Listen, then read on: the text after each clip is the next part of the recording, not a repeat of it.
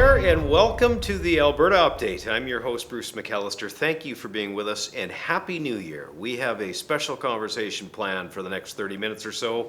Pleased to be joined by Premier Danielle Smith to talk about the year that was and the year ahead and all of those things. First of all, Happy New Year. Happy New Year. It's so nice to be with you again. How were the holidays? Did you get some downtime? I got a ton of downtime, actually. I feel like ready to get back at it because we've done a lot of work, but we got a lot more work to do. Well, you would say a ton of downtime for a day or two, so I'm happy that you actually did take a break. I thought we'd start, Premier, by talking about, I guess the year that it's been a whirlwind of a year, hasn't it? I mean, you went through an election. Obviously, we're going to talk about healthcare. We'll talk about affordability. We'll talk about the federal government and all those things. But just a general reflection on the busyness of this year and all your government's accomplished. My goodness. I mean, I've been joking about this. I feel like I crammed 2 years into the last 15 months because as soon as I got elected in the leadership, I had to go right into a by-election, and then not that much later, I think about 6 months later, we were into a general election. And both of those require you to meet a whole new team because you're onboarding all of your caucus members, meeting new people, saying goodbye to some old friends, having to put together a cabinet. So I had to put 2 cabinets together, mandate letters for everybody. But on top of that, there was a lot of work that we had to do with my provincial counterparts because you'll recall that we had a major healthcare deal that we were coordinating on to try to get to the finish line, which we ultimately did. And then Western Premiers meetings. There's also the general Premiers meetings. We've had a change in leadership there with Tim Houston in Nova Scotia now leading it. And then I had to prioritize telling Alberta's story on the international stage. So I made a decision this year to go to COP28 personally, having sent my environment minister there last year. And then everything in between, 3 sessions, a fall legislative session, spring, and then fall again. And so it has been a jam-packed year. Mm-hmm. You've touched on a lot of things I'm going to follow up on, but I want to start with caucus and cabinet and unity. Because when you took over, you won the leadership. There were, I don't want to say divisions, but there were some people pulling in different directions. You made it a focus to bring people together, and you've been successful with that. You know what I'd say? I'm so fortunate to have had a lot of good bosses over the years. And I remember one of my great bosses, Laura Jones, said, you know what? No one likes to be criticized. And it's very true, and it just stuck with me because when I've been in a leadership role, sometimes you do have to tell people when they need to improve their performance, but you can do it in a way that's gentle. And so I always go into a relationship with somebody brand new, knowing that they're here for the right reason. They want to do their best job. They're learning along the way. And I try to look at it as how do I give every person an opportunity to do something meaningful? Because if you're going to give up 4 or 8 or 12 years of your life to be in public service, you can't return to the job that you had before. Because when you think about how much the world changes now in 12 years, your skill set's completely different. The technology's completely different. Your network has moved on. And so that's part of the reason why we have to make sure that when people give that sacrifice, giving up their careers and their lives for a job in public service, I want to make sure that they know that I value them and that I want them to be doing valuable work. So that was my starting point. I met with every single one of my caucus mates one-on-one. We've had caucus retreats together. I make sure that they have meaningful input into our decisions because sometimes that happens. Not everybody can be in cabinet. I wish everyone could because they all have so much to offer. But you do have private members, and they have to feel like they're a meaningful part of the government decision-making process. So we've got a new process that allows them to be involved very early on to give us early warning signs if we're going in the wrong direction on policy or if we need to make some tweaks. And I think we've just got such a solid crew. So that's the approach that I've taken in dealing with my colleagues, and I think that they feel respected. And when people feel respected, it really does build that team. It's certainly been working, and I know you well know we've had many of your ministers on this program, the Alberta Update. They know their files very well. They're good at communicating them, and you've empowered them, frankly, to dive into them, and they've honored you with that. You know, I may say something on that too, because that was the other approach that we took, is that I take a lot of input from a lot of people on policy. Some from our members, some from the other leadership candidates, some obviously from the department and from the minister themselves, and also from our caucus. And so what I wanted to do is, I remember that we used to have this practice of mandate letters and making them public. And I wanted everyone to know what the agenda was. And so it was a collaborative process to develop those mandates. And then I've put them out publicly. I told the minister, Yeah. off you go. If you have any trouble, let me know, and I'll help to try to clear away some of the roadblocks. The feedback from the public has been great on that, as you know. Let's start with a mandate letter. Let's start with the subject of healthcare. Ah. It's been a passion of yours for as long as I've known you. That's quite a while. To reform the healthcare system, because the way that it isn't working. And I want to preface anything that I say to say to our healthcare workers, it is not our frontline workers that is the issue. It goes deeper than that. So maybe a broad comment first on the need to reform it and what you've set in motion. I always worry when I make a joke because people take me so seriously when I joke around, but I have joked in the past that the job I really wanted to have was health minister, because there's so many reasons for it. Number one is it is the core business of a provincial government to deliver healthcare and to deliver it well. Under our Constitution, it falls to the provinces. Under the way that we've structured our finances, we've got the federal government being a major player in it. It is the biggest budget item. And if it's not working well, it touches every one of us. If you can't get the care you need, or your loved one can't, or your aging parents can't, it affects so much of your life. So it is the one thing that we have to do well. That's one part of it. The other part of it is that if we're continuing to put more and more money into healthcare and get worse and worse results, then money isn't the issue, it's a restructuring issue. And that affects everything, because if you end up putting an extra couple of percentage points above inflation and population into healthcare, it means that you can't fund all the other things people care about. It means it takes money away from your education, from social services, from seniors care. So I would say that to me, getting healthcare right is just the essential work of a provincial government to do, and is why I've put such a focus on it. Well, let's start with some of the things that you've already put in place. I know there's been reform to the ambulance system, the way that they're triaged. There's been major noted improvement there. You've obviously let go of the AHS board. Speak to those things and what you're hoping to accomplish. Well, let me tell you when I first started realizing we had a problem in healthcare. It was when I was an intern at the Fraser Institute in 96, 97, and there was a waiting your turn survey. So it takes us back a few years. It's over 25 years. And already we were beginning to see problems with the healthcare system. Because remember, I think the Canada Health Act came in 1984. So there we were, just over 10 years later, and we're seeing waits between seeing a specialist continue to get longer and longer, specialists in surgery get longer and longer. So I've been watching that survey year after year, and I remember even when I started into media, it was like I was writing the same editorials over and over again about some of the structural reforms that were needed to make the system work well.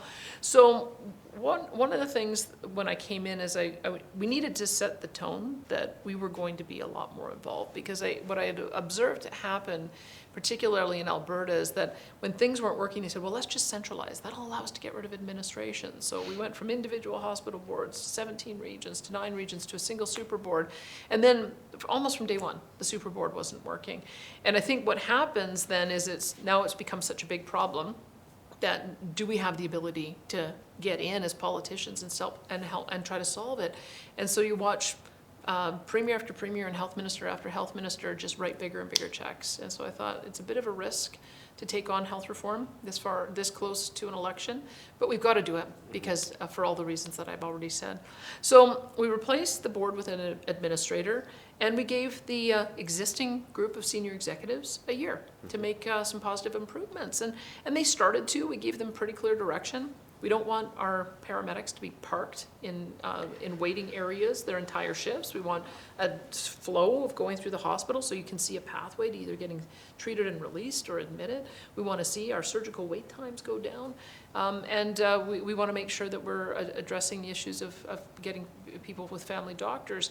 And we started making some progress, but not enough. And you know how it happens in the private sector. If the management aren't able to perform the way you need them to, you change management. Okay, leads me right to my next question. Rick Bell, the Calgary Sun, just put out a column not long ago. I forget exactly the title of the column. You'll remember it because you never forget anything. But essentially the detail of the story was that managers take notice. Frontline staff, we love you, we need more of you. but managers, there may be too many of you, and we need to get refocused. Was that basically what he was saying? I think his headline was shape up or ship out. You think I'd remember that? And look, we want to be respectful of people. People do give their lives to a career in public service, but we also have a job to do, and that job is to make sure we're delivering the very best healthcare for patients, and that we're creating a work environment where people feel excited to get up and go to work in the morning. And unfortunately, we're not delivering on either of those. The patient experience is deteriorating for too many people, and we have too many of our workers getting burnt out. I've heard that paramedics want to leave after 5 years. Most of our nurses are now casual and part-time. All of those things are a sign to me that people are not enthusiastic about the kind of system that we've created for them. So we have to change it. Is part of the problem that all roads seem to lead to the ER? Spent time there recently.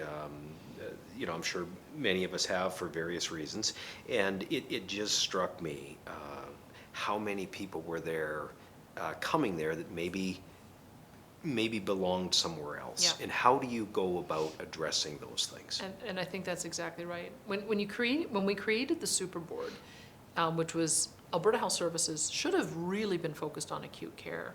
But they kept on encroaching on all of those other areas. And so it shouldn't be surprising then that all roads do lead to acute care in an emergency room. So when you think about what we've done now on the restructuring and the reasons why we've done it, the first step was ambulance care and paramedic care. That when you call an ambulance, let's empower that paramedic so that if they can treat you on site, do so rather than have a trip taken to the hospital. If you need to go into town for an appointment, don't use our highly trained paramedics to use that. Let's have some kind of non-ambulance vehicle to do that. And when they do drop a patient off, know that there's probably the next sick patient is waiting for them, so don't keep them waiting for hours and hours as an extension of hallway medicine. So that's one door that we're improving. The second door is everyone needs to have a family practitioner. Whether that's a doctor or a nurse practitioner, nurse practitioners are trained to a higher level than an RN, can do many of the things that a primary care doctor can do, but they haven't been allowed to set up their own practices. So we've allowed now, we're giving incentives for more doctors to take on more patients, but also for nurse practitioners to do that, because that's going to be key. Because if you don't have a family doctor and you need, whether it's a refill prescription on sleeping pills, as one dad told me about for his autistic son who couldn't sleep for 9 hours, or if it's because you can't get pain medication, as it happened last fall, and your child has a fever, all roads are going to lead to the emergency room. But if you have a family doctor who's able to respond to you quickly, then that allows for another level of care. So that's why primary care is going to be a separate pillar. The third thing we've discovered is that there are too many people waiting for placement in continuing care who are in acute care beds. And this is my health minister, Adriana LaGrange. She did a tour of Royal Alex a couple of weeks ago. A doctor pulled her aside and mentioned that there was one patient who'd been there over 200 days simply because they hadn't done a tax return for her. And so by not having her income statement, they weren't able to place her and figure out how much money she needed to be able to have support in long-term care. And there were 30 patients in that situation. So we can't be having our long-term care patients in hospitals. It's not a comfortable environment for them, but also it allows us to free up those beds. There's about 500 patients currently who should be awaiting long-term care. So that's another reason why continuing care is a separate pillar. Surgical care. We already came down the pathway of having a certain portion of surgeries done in charter surgical centers that are run by doctors. We will do as many as we need to be able to take the load off our healthcare system. Another door. And then of course the final door is mental health and addiction. Yes. And that's all wrapped together, because whether you're homeless and you've overdosed or you've got a healthcare need, emergency room. If you have a mental health need, emergency room. If you've got a drug overdose, emergency room. So if we can find another door to go through where you can get appropriate care if you're homeless and need to have some kind of place to convalesce, or you need to have mental health support so that you can get on proper medication so you can get back on track, or you need to have intensive addiction treatment. We're building out recovery communities. So that's the model, is that we've got now a number of different doors that you can enter to get the care that you need. Okay, look, this would be a natural transition to go to public safety and some of the issues around recovery and addiction. First, let's bookend healthcare.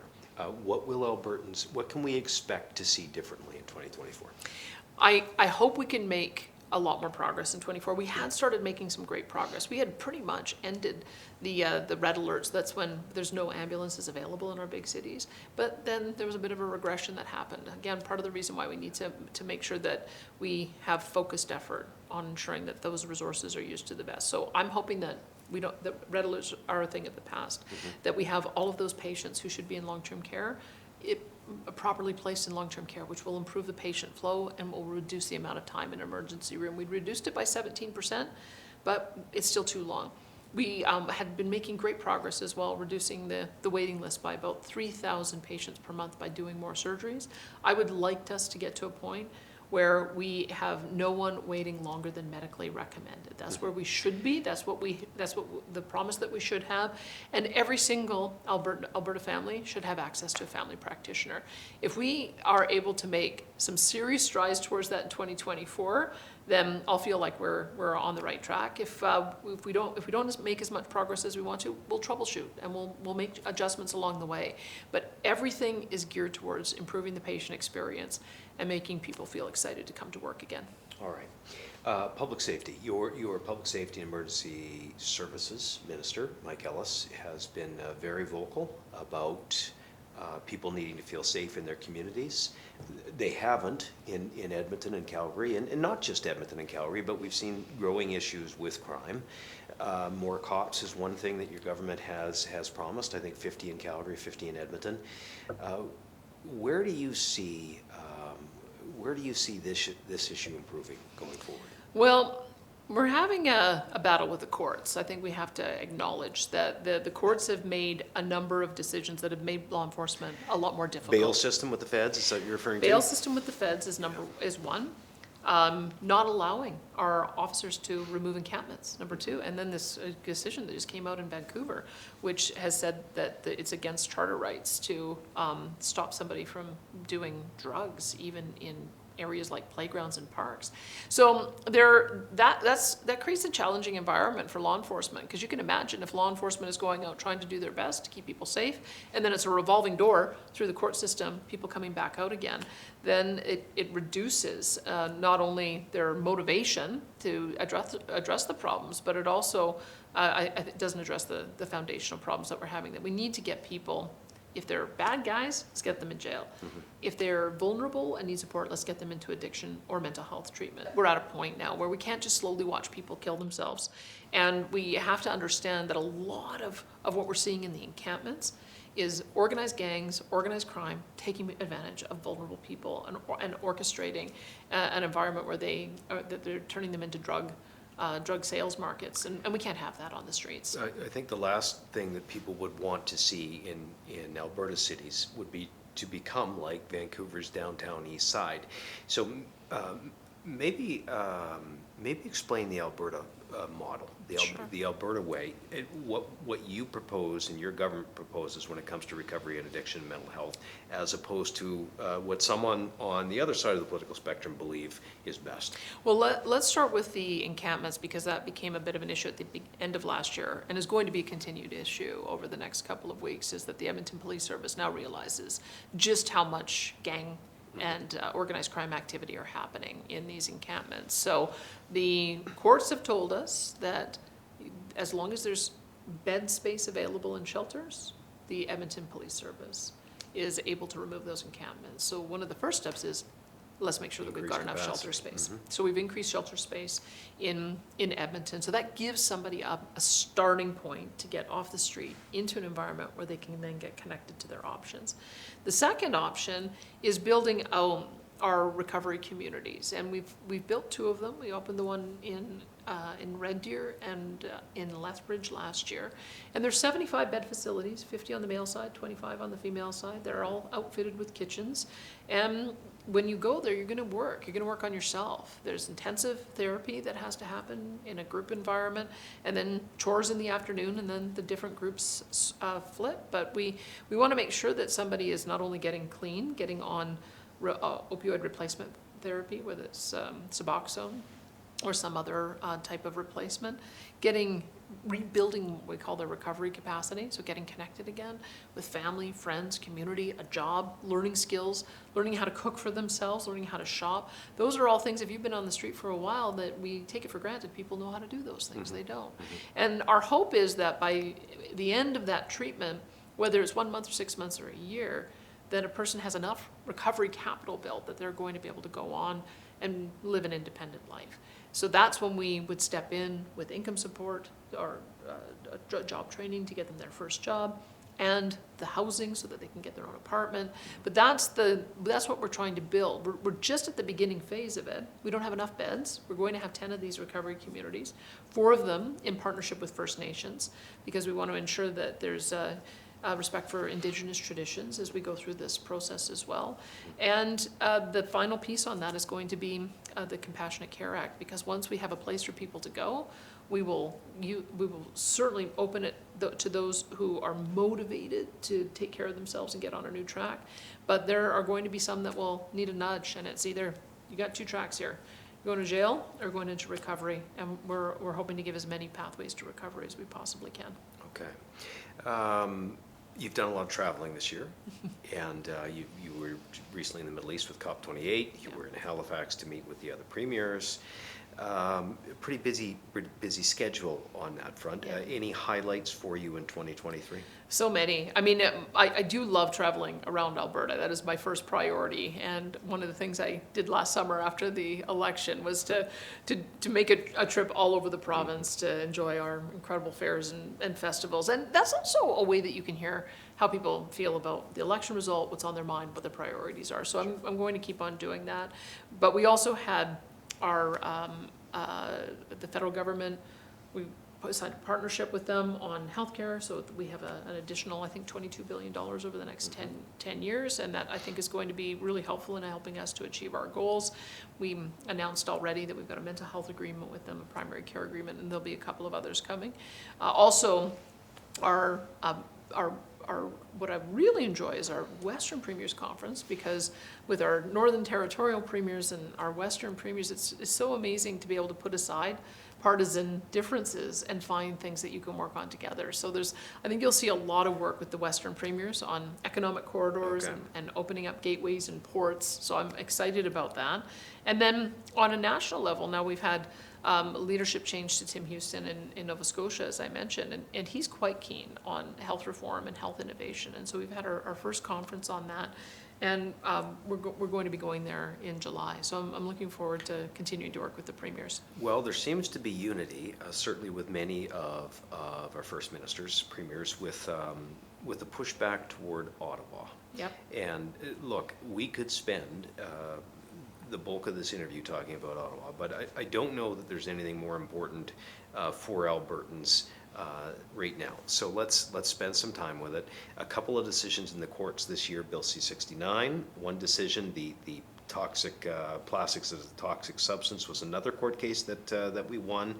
I'm not sure that there's an end in sight, though, because it almost seems like the federal government is doubling down into our jurisdiction. Is that how you see it? Well, I have to tell you, I was going through how many court actions we now have to take against the federal government. I think we're up to 8, and there's probably a couple more that we can add to the list. And it's just a measure of how dysfunctional the relationship is with Ottawa and the provinces. And I can tell you that every premier has, they may have different frustrations than we do, but every one of them have the same frustration about a federal government that acts unilaterally, and then you have to sort of whack them back to keep them in their lane. And so that's part of the reason we were able to get so many provinces on board with the challenge against the Impact Assessment Act, the C-69. And we're going to continue fighting on plastics. But the thing that's frustrating is that even when they lose, they act as if the court judgment didn't happen, and then they continue passing offensive policy. And I think people need to understand what their strategy is on this. They have seen it takes years for the process to wend its way through court, but the impact on the private sector is immediate. So they make these decisions to put the chill on investment. It chases away that private sector investment. We fight for years to be able to get our rights back. But then we're 10, 20, $100 billion worth of lost investment. And that's what we have to fight against. Okay. I want to talk about the emissions cap. Or the production, might as well be a production cap. And the reason that I want to start talking about this one is, it would seem to me that Alberta has the capability to help the world get out of energy poverty, to help the world, Asia certainly, and other countries, be cleaner, be more environmentally friendly, get them off coal, get natural gas to these places. But the federal government seems to be saying to Alberta, stop producing oil and gas. How do you square that with a government like that? You know, I've been thinking about this quite a bit over the last couple of weeks, and it may surprise you for me to frame it this way, but it seems to me the federal government has lost the plot on what the global emissions challenge was supposed to all be about when Paris was signed all the way back in 2015. There was a real push on to try to make sure that the developing nations of the world were able to develop their economies with access to better and better technology. Precisely. So look at the lens from what we've seen in the last year. Canada is going to spend literally trillions of dollars on this obsession that the federal environment minister has to have a net zero power grid by 2035, net zero vehicles by 2035, net zero housing by 2035. We will literally spend trillions of dollars on that enterprise and not help anybody on the planet in being able to bring their own level of energy usage up to ours and reduce our own energy poverty.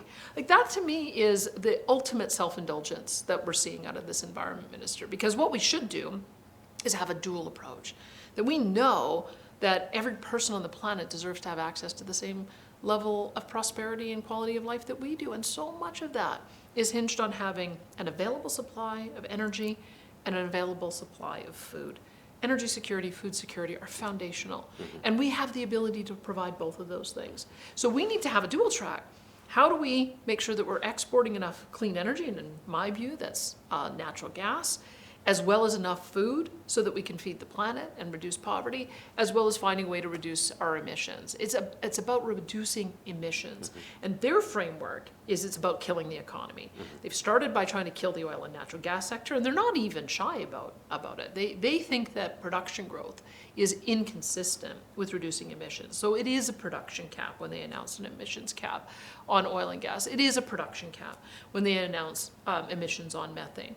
They are going down the same pathway in agriculture, as they're already starting about rewarding farmers for reducing the amount of methane emissions in cattle. That's the first foray into them doing some aggressive action against our farmers and food producers as well. Net zero vehicles by 2035, unachievable. Like, let's call a spade here. Not even just because the rare earth minerals and metals to make all of those batteries aren't going to be there. The plants that they're building in Ontario aren't going to be up and running yet. The production lines aren't going to be available to produce all of that. But the other part is that people need to see the infrastructure built out. We don't have the infrastructure built out for it. And I don't know what's coming next on net zero housing, but I think people need to be prepared for it, because we're starting to see the demonization of natural gas in homes, the demonization of using gas-powered appliances, whether it's fireplaces or whether it's stoves. And so, but that to me is, it's completely missing the point, because what we should be doing is building out natural gas infrastructure around the world, knowing that that'll be the baseline for a hydrogen economy in the future. We're already seeing that Japan, for instance, is using ammonia. Methanol is another potential example. LNG is in high demand. And we would have a great common cause, not only with all of our provincial counterparts, but also our federal government, if they would just get on board and be cheerleaders for the provinces. That's the role that we gave them under the Constitution, is helping us reduce barriers and get our products to market. And they're acting in direct violation of that. And that's why we keep finding ourselves in battle with them so often. It does seem like there's a target on the West. It definitely does, Alberta and Saskatchewan. And maybe let's chat about Saskatchewan for a minute. We're into a new year.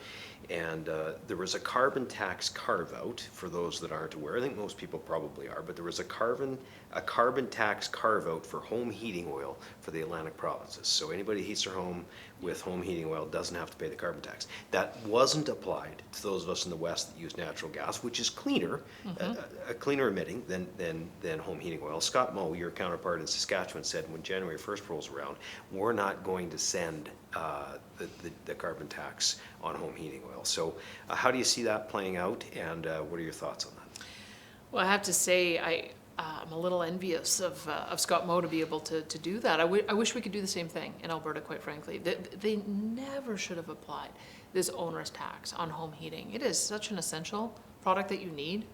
When you think of our low-income seniors or other vulnerable people in the depths of January, February, March, and April, when we have our coldest temperatures, now having to pay more in carbon tax than they do in the base cost of fuel, that is why it never should have been applied to in the first place. However, we don't have crown corporations, so if I was to try to do the same thing Scott Moe did, I'd be having to tell all of our private sector companies not to remit taxes, which would put all of their CEOs at risk. Right. He's willing to take that risk, though, so he's essentially made their Saskatchewan Crown Corporation the sole distributor of gas, which allows for him to make the decision not to collect the carbon tax. And he's making a point. The point that he is making is that the federal government cannot continue acting in this lawless way. They cannot keep on interfering in our jurisdiction, being obstructionist, trying to reduce our production of whether it's food or whether it's energy, and expect that we're just going to go along to get along. So I don't know how it's going to turn out. He is acknowledging that it is against the law what he's doing, but I think what he's up against is a lawless federal government, and I wish that the federal government would take note that this isn't the right way to be building confederation. It would seem like a lot of Canadians are waiting for the election, the federal election in 2025, believing much of this will go away when there is a new federal government, and it certainly looks like that's the direction things are heading. I want to move on from the feds because we've got a couple other things that I want to cover. You know, I have to say I don't want people to get a false sense of complacency, because this is a fight, and they can cause so much damage in 2 years' time that we've got to make sure that we defeat them and that we stop them in their tracks. And so I have to deal with the parties that I'm dealt here, and it happens to be a Liberal NDP coalition. Why the NDP continues to prop up this failing government, I don't know.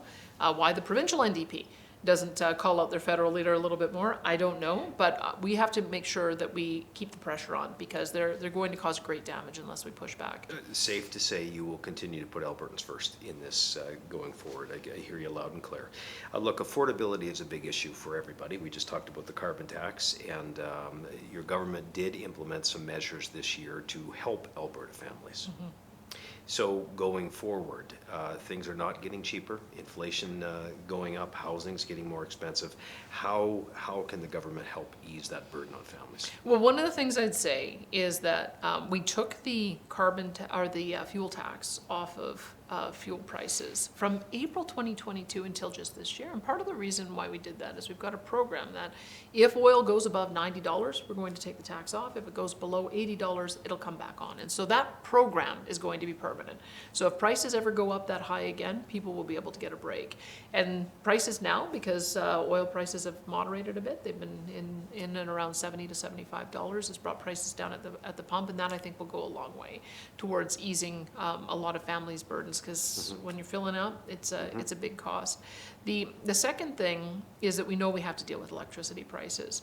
And I've been watching this for some time. I was begging people when I was in my other job on the air to sign up to a fixed rate electricity contract, because we phased out coal early. We didn't have the natural gas come on stream at the same time to cause that backup. Intermittent power causes these massive price spikes, and we saw the result of that in the summer, 32 cents a kilowatt hour. It's unacceptable. We can't be in that situation. Not only does it hurt the moderate income families, but it also hurts business. I was up north, and I talked to somebody in the forestry business, and they were only able to operate their plant from midnight till 4 a.m. because that was when they got the cheapest electricity prices. So I knew when I came in that we had to solve this problem so that we could get prices back down to where they need to be, which is below 10 cents a kilowatt hour. We've got more baseload power coming on, natural gas. That's why I keep on underscoring with 3 lines how important it is to have that natural gas baseload power, because that's what will bring prices down. And we've got to make sure that we're continuing to grow the amount of baseload power as we grow as an economy, because we don't want to see those price spikes. So relief is coming on that front in the new year. Relief is also coming on insurance. We had to take a temporary measure of freezing price increases. We've now allowed price increases only, but not for good drivers. Good drivers have to be protected, because if you have a clear driving record and you haven't changed your vehicle, there's no reason why you would end up seeing double-digit increases. So we still have a bit of a price cap on that. But there's more work that needs to be done on insurance. It is also one of those essentials to a family household or a business, and it can't just keep on escalating. So we're looking at a number of different models internationally about what might work, and we want to preserve the free enterprise and private sector approach where we can, and I'm hopeful that we'll come to an answer on that. It was important for you to get back to a balanced budget, and to, Yes. in fact, there's a surplus in 2023. Your philosophy and strategy is a little bit different. You're paying down debt, you're putting money into savings. Why do you think that's important, and why does that serve us well in the long run? I have to tell you, when I look back on the leaders that I admire the most in the time that I've been watching politics, there's a number of lessons that I'm taking from each of them. One from Peter Lougheed. Can you imagine if we had kept with his practice of saving 1/3 of all of our royalty revenues? Right now, we're over-reliant on our royalty revenues to fund our basic operating expenses. And so the approach that I want to take is to have our expenses grow at a slower rate than our revenue, so that we can reduce our reliance on resource revenues, so that we have more money available in surplus to put money into the Heritage Savings Trust Fund, so that we don't have to siphon off the investment income, so we can keep that growing and compounding. So those were the aspects of the fiscal framework that we brought into place. And it's beginning to work. We were able to put $2 billion into savings. It's going to grow this year with the investment income. People just need to have a little bit of patience, because if you can imagine holding on this way for the next 10 years, we should be able to grow that fund to $50 billion. And then it could double every 10 years. That's what I would love to be able to see. That's the kind of legacy that I'd like to leave, and I think it would be a great legacy that started with Peter Lougheed. The second one was Ralph Klein, like to be able to get to be debt-free in the period that he did from 92. I think by 2004, he had enough money set aside for us to be debt-free. We have to pay that debt down. It was on its way to be over $100 billion. We put a $13 billion debt payment on it. It's now down just below $80 billion. We've got $26 billion worth of debt that's coming up for renewal over these next 3 years at higher interest rates. And people will begin to see why I hate debt so much. Because when you have that debt, interest rates go up, they're out of your control. It's just a dead weight loss of money. Money in finance charges that could be used to pay for the things people care about. So that's why I would like to get us down on a permanent trajectory of reducing debt. 50% of all surpluses have to go to debt repayment for that reason. It'll reduce our finance charges, but I'd like us to see a line of sight to be debt-free again in honor of the Ralph Klein tradition. And then I'll just say one more. Ed Stelmach, he understood, because he inherited a red-hot economy in that sort of 2006, 7, 8 zone. And one of the things that he realized is you needed to invest in infrastructure. You have to manage growth pressures. There was a philosophy that, when things are downturn, that's when you spend money. When things are going well, that's when you don't spend money. We have a different situation, because when things go well here, they go really, really well. People come here from all over. We have to build schools, hospitals, roads, highways. So making sure that we're having a robust infrastructure plan so we can keep up with that growth is also really important to me. Stelmach, I think, was the first premier who started setting aside some of the land to build stations for a high-speed rail. And so we're in the process now of working out how we might be able to use commuter rail and ultimately build that, what I call inevitable line between Calgary and Edmonton, because I think it ultimately has to happen. So if I have, I'd like to look back after I'm done and say that we'd made great progress on all of those things, that we were increasing our savings so that we could see how we were going to build a large, robust sovereign wealth fund, we could see a pathway to be debt-free, and that we were building the province for future generations. A couple of quick subjects, going to jump around from one to another here because I've got some things down I wanted to touch on, and then we'll wrap on sort of looking ahead to 2024. Sure. Calgary Arena. Yes. So this was a big decision, and not without controversy, but your government's spending an awful lot of money on infrastructure to support the district, the entire district. Yeah, I was disappointed when that deal initially fell apart. And so one of the first things I said is, anything we can do, let us know if there's something that we can do to step in to help bridge the gap. Mm-hmm. And the two parties got together, worked really hard on a deal which I think is going to be even better for the area in the way that they develop it out, because it's going to allow for public squares, it's going to allow for the LRT line, for the Green Line to be built into it. It's going to have a community arena, and then hospitals and retail, or no, sorry, hotels and retail and residential all the way around. So I think it's a really good deal, and we wanted to be able to support it with infrastructure, which we're going to do. When you think about how important a vibrant downtown is to both of our major cities, Edmonton and Calgary, Edmonton is in a bit of a different place because they have now built their event center, but they've got a much more significant homeless problem and mental health and addiction problem that we're dealing with there. Calgary, that's one kind of last piece that they need to have here, and I think it's just going to cause that Rivers District to soar. It's really exciting. Alberta Pension Plan, before I ask you to comment. I think most people understand that Alberta over-contributes in general.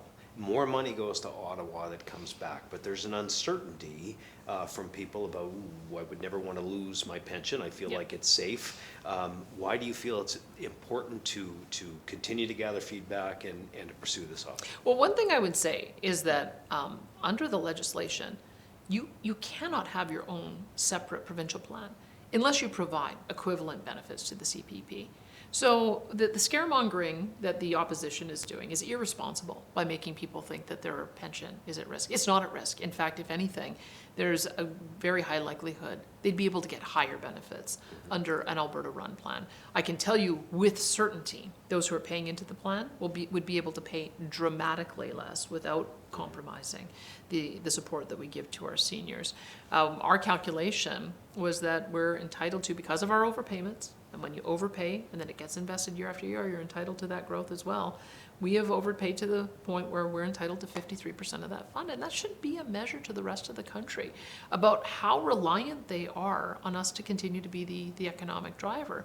But it is also a question for Albertans. We had a referendum that said that they wanted us to look at changing equalization. People are frustrated at the amount of dollars that are leaving our province and not coming back. Well, this is one thing that we could do something about it. So we're waiting now to see what the federal government actuary has to say about their calculation, looking at the legislation.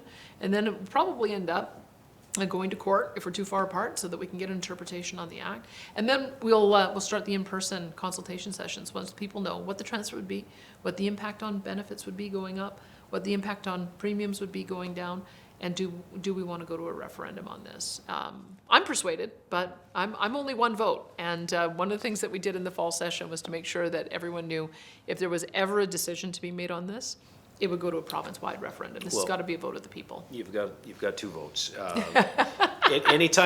Anytime we can control our destiny over Ottawa controlling our destiny, I think we're in better shape. But we'll see how that plays out in 2024.